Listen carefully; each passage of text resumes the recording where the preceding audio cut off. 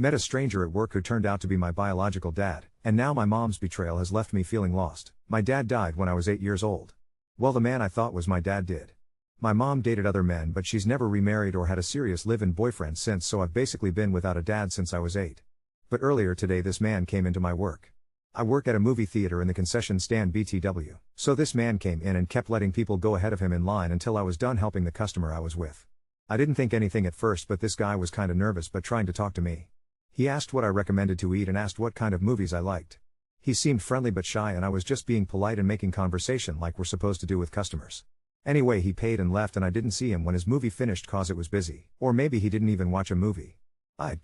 Anyway, I got off work a little bit ago, and when I got home that same man was in my living room talking to my mom, and it kinda creeped me out, and my mom started panicking when I asked who he was. And she just kept saying he's no one, he's leaving. But the man said he wasn't leaving until we talked and said she needs to tell me the truth. Well, you can guess from the title, he said he's my dad. I just felt this twist in my stomach. My mom started rambling saying my dad that died was my real dad and how much he loved me and took care of me, and that this doesn't change that. The thing is, something happened last year that made me question my mom about my dad and my medical history. She said she didn't know anything about it, but today I just yelled at her that she could have told me then and there that he wasn't my biological father, but she didn't. I asked if this man was telling the truth and she just started crying and nodding. I guess I didn't notice at the theater because it was never something I would even think of, but looking at him it's pretty clear we're related since he looks so much like me. Or I guess I look like him is more accurate. He tried to talk to me and swore he never knew I existed or he would have been in my life. My mom didn't deny any of this. I asked her if this man was dangerous or an abusive ex or something. He was offended and she assured me it wasn't that at all. She wanted to sit down and talk, but I just felt so nauseous and overwhelmed, so I just grabbed my keys and told my mom I was staying at my best friend Josh's house for the night. I came here and Josh was sympathetic and let me vent, but he fell asleep and now I'm just here awake and my brain won't shut off. I feel so betrayed by my mom. How could she not tell me the truth? When I was little I understand, but I'm old enough to know where I come from. It feels so unfair that she denied me a father for half my life. I loved my dad that died.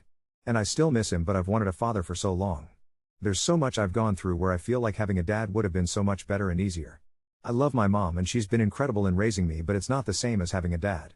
Especially when this guy is my actual dad and it seems like he would have been there if he knew. I'd what to say to him. Or to my mom. I know I have to go home eventually, but I just don't know what I'm supposed to say or do. He probably hates me and thinks I'm a crybaby because I cried and stormed out. I feel lost. Update 1. I woke up the next morning and saw a bunch of new comments. Though I didn't reply, I did read all of them, good and bad. I appreciate all the advice given and kind words spoken. But like many people suggested, the only thing I could really do was talk to both of them to figure out what the real story was. So I went home and talked to my mom. I was much calmer with a clearer head and was ready to hear what she had to say. I probably learned more than anyone should ever have to about their own conception. Turns out my father really isn't an abusive ex, my mom didn't cheat on my adoptive dad or anything shady like that. I'm just the product of a one-night stand. My mom said she went out drinking by herself at a bar and met my dad, who was celebrating his 25th birthday alone. She said she had just been dumped by her fiancé, not my adoptive dad, different man, a week before that because she had learned from her doctor that it was virtually impossible for her to have children naturally.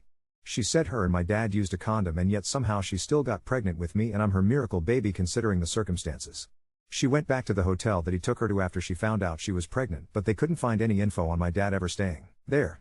He didn't give her his actual first name. Explained in more detail later in post, she said this was before social media was a thing, so she couldn't just search him online like we can do nowadays. So she decided she would just raise me on her own.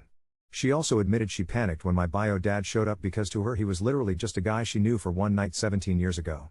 She didn't really know who he was now or if he was going to try to get custody of me or if I was going to want to run away with him or something. She admits she could have been calmer from the beginning and maybe we could have all talked and sorted it out that night, but I don't blame her for it. As for my adoptive dad, the man that raised me, she said she didn't meet him until I was almost 2. They got married when I was 3. He officially adopted me after they got married. She showed me the adoption certificate. Reflecting on it now, I realize I've never seen pictures of he and I when I was a baby, just pictures of me as a toddler and up. She said he accepted me as his own and loved me and being a father to me. I told her my bio dad showing up doesn't rewrite history. I'll never not see my adoptive dad as my father. If anything, it makes me love him even more that he treated and loved me as his own flesh and blood. I also ended up talking to my dad. He left his number, which my mom gave to me. We met up for lunch. He confirmed my mom's whole story. I gave him shit about using a fake name. It wasn't so cut and dry. He said he goes by his middle name, which is what he told her that night. He showed me his business card, which does have the name he told my mom that night. And I've since looked him up, using the name he gave my mom, which nowadays he's very easy to find with it, and his entire online presence uses his middle name. He has comments on his Facebook from friends and family calling him that name going back years. Apparently he only goes by his actual first name for legal and business reasons. Like checking into a hotel. He said that night he was depressed that his best friend didn't live to celebrate their 25th birthday together. They had the same birthday, and that's why he drove to our town to get away from everyone and everything back home for a night. He apologized a million times and said he would have been in my life if he had known, especially because I inherited a medical condition from him, and it really sucked dealing with that and having to learn to adjust to it alone. He was diagnosed with it when he was 19, so he knew what I went through. I could tell he genuinely felt awful about it. I asked him how he even found out about me, and apparently he has a son who is only 5 months younger than me. So his ex-wife, son's mom, is a teacher, and she saw a picture that my school's website posted of the academic team I'm on. She had sent it to my dad thinking I might be related to him cause we look so alike. He said he has a brother he hasn't spoken to in over 20 years, so they both initially thought I could be his nephew, but he found my Instagram, which is public, and he said when he saw a picture of me and my mom on it he instantly recognized her and he knew I was his. And I know people will ask, but no, he did not cheat on his ex-wife with my mom. He didn't meet her until a couple months after the night with my mom. He even admitted they only got married because she got pregnant early in the relationship, and they're divorced now because they're not actually compatible. He offered proof and to even call her himself right there to confirm, but I told him it wasn't necessary. He had visited my mom earlier the day that he visited me at work and confirmed with her, even though he already knew between my face and the math lining up. But he said he went to the theater anyway because even though he had seen pictures of me, he said he had to see me for himself in person. He said we still need to do a DNA test to establish paternity and so he can add me on his insurance. But between our faces, my birth date, and us having the same rare medical condition, it's obvious he's my dad. Even the waitress made a nonchalant comment about us being father and son. He asked if we could start having visits to get to know each other, and of course I said yes. I want to know him. Even though I still feel some anger at him, and I don't really even know why exactly, TBH, I want to have him in my life. My mom said I can't go to his house for Christmas or even at all. He lives an hour away, until she feels comfortable with me leaving to visit him. But she said he can come visit on Christmas night and we'd go from there. At the end of lunch I brought out my debit card to pay my half of the meal. I didn't really know what the etiquette is for a first lunch with a bio parent as a teenager. He just laughed and said I'm his son and I don't ever have to pay for anything when I'm with him. I'd cry, but that made me feel really good. And then he made a joke about owing my mom 17 years of child support anyway, which really just eased the whole situation. He walked with me to my car and gave me a hug, which made me start crying. I know it's cringy and I was embarrassed that I was crying in the middle of a diner parking lot, but I just felt an instant connection to him when he hugged me, even though he's still basically a stranger to me. He said some stuff to me while he was hugging me and just let me cry for a couple minutes. It's still early, I know, but I can just tell he's a good man, regardless of who he was when he met my mom and whatever happened that night. I mean, he sought me out after learning about me, so that has to count for something, right? He could have pretended he never saw my Instagram. Or even after talking to my mom and her sending him away. Or after meeting me at the movie theater. Or after I stormed out when he came to talk that same night. He had so many chances to walk away, but he didn't give up. That shows me that he really does want to have a relationship with me. Anyway, now my issue is scrambling to find him a last-minute Christmas present. I have no idea what to get him. He's a lawyer, so from what I could tell from Googling him and the address he gave me, he's rich. He probably has everything he already wants. If anyone has any ideas what a man in his early 40s would want or be able to make use of as a Christmas gift, I'd love some suggestions. Hi everyone, I wasn't really planning on posting another update, but people have asked and messaged me wanting to know what happened on Christmas. I'll try to keep this one briefer than my last post. In short, it was the best Christmas I've had in years.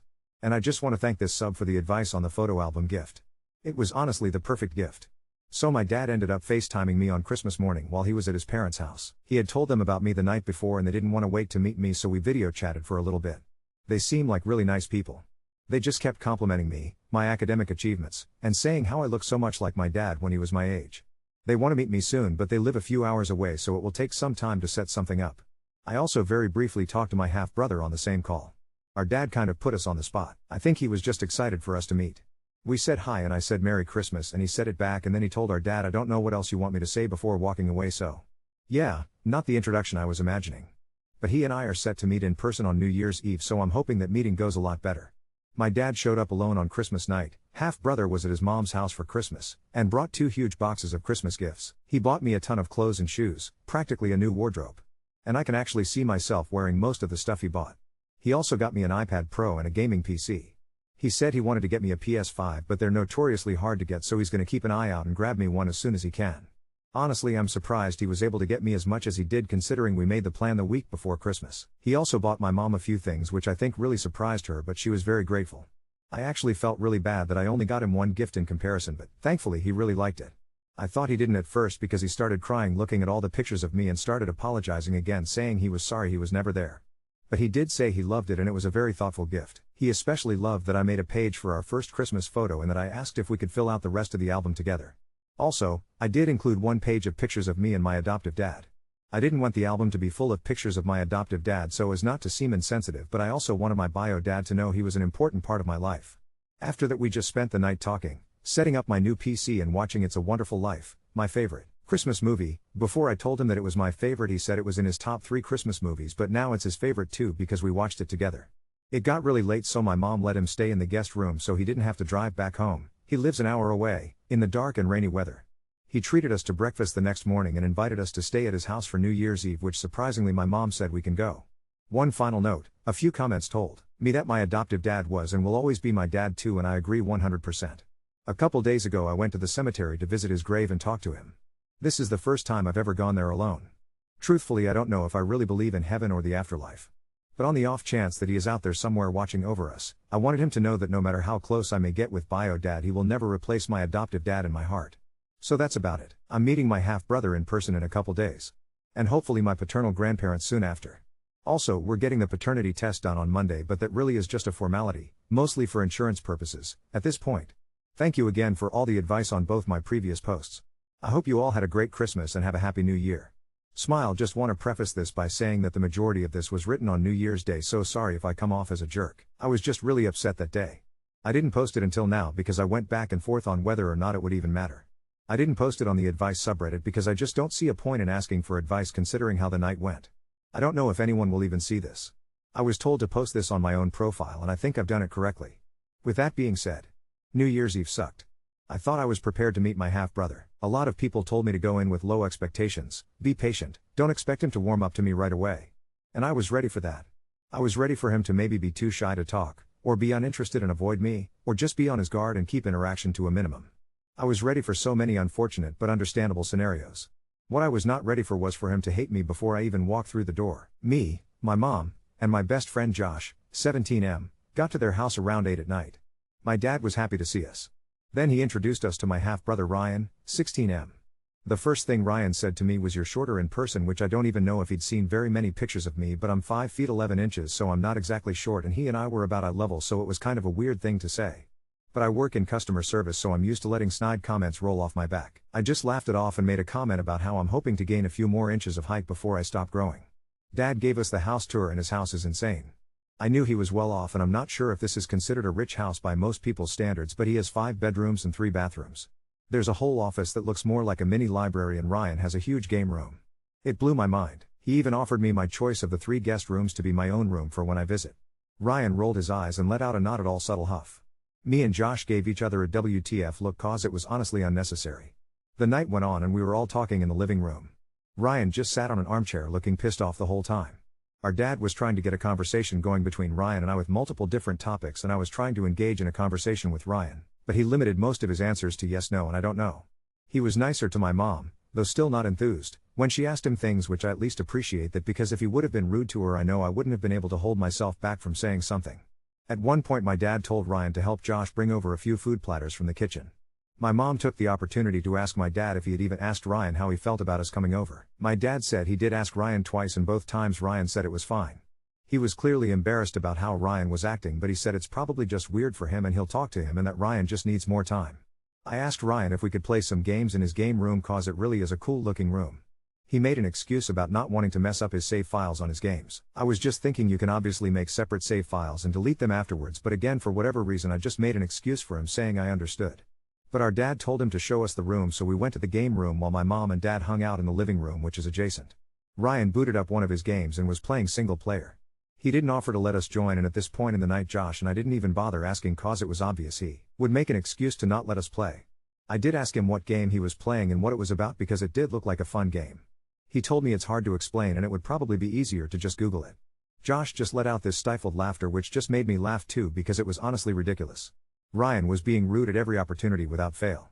I know that probably makes us sound like assholes, but at this point in the night all we could do was laugh because it was a situation that just kept getting more and more bizarre.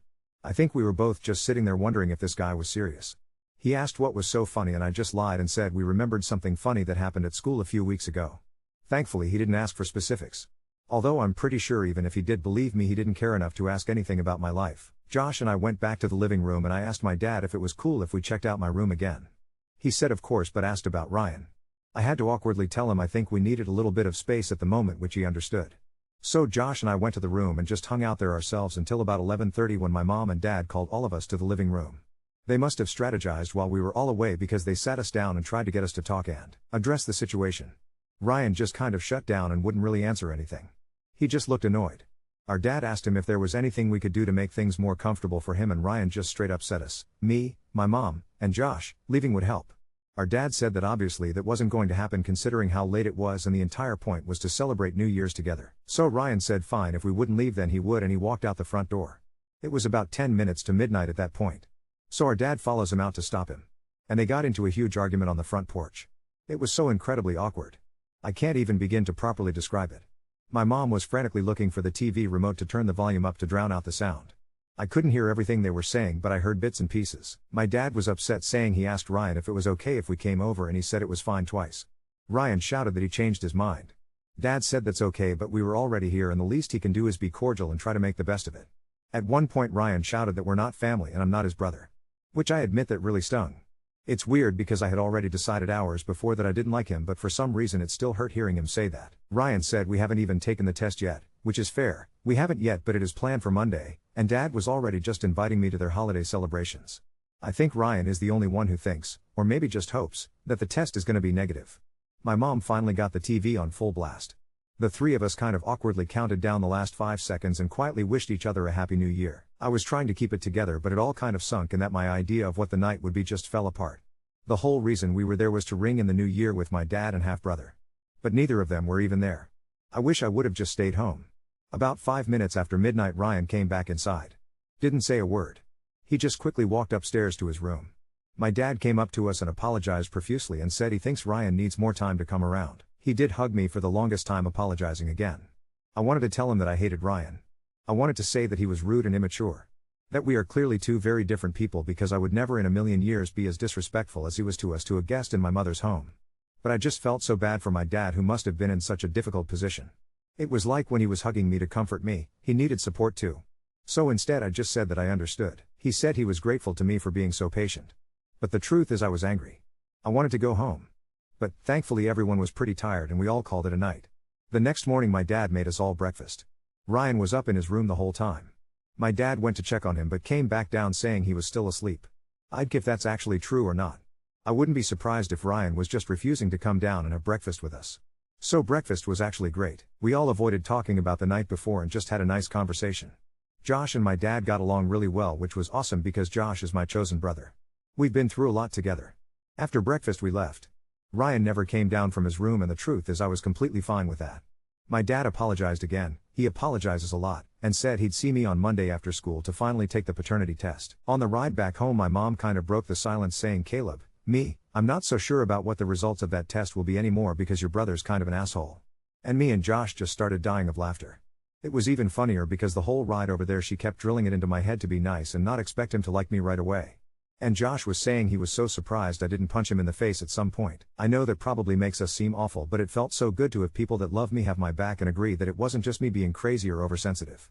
Ryan took it up to 100 and stayed there the whole night. I didn't even realize it until then but it was like the whole time we were there I was holding my breath and on the ride back I felt like I could finally breathe again. I thought that was the end of it but I got a text message from Ryan later that day. I'll just post it here since it's short. He never replied. Maybe I took too long to reply. Josh and I were playing basketball at the time so I didn't have my phone on me. Or maybe he didn't like that I wrote too much back. I tend to write a lot if that wasn't obvious by now. Either way it doesn't seem like Ryan cares to hang out with me. So yeah, not at all what I was expecting. I debated even posting this because so many people seemed happy about my last couple posts. I thought maybe it would be better for people to think we met and everything was perfect. But that's not reality. I really wanted it to work. I don't even know where to go from here. After school today I drove to the city and met up with my dad to take the DNA test. It's done. Up until now I've been 100% confident on what the results will be but now I'm second guessing everything. Like what if I'm not actually his kid? What if I just wasted his time and his money the last few weeks? My mom says there is no possible way he's not my dad because he was the only guy she was with during the time she got pregnant with me. And I believe her, but I still feel this uneasiness in my stomach. Maybe I'm just overthinking it.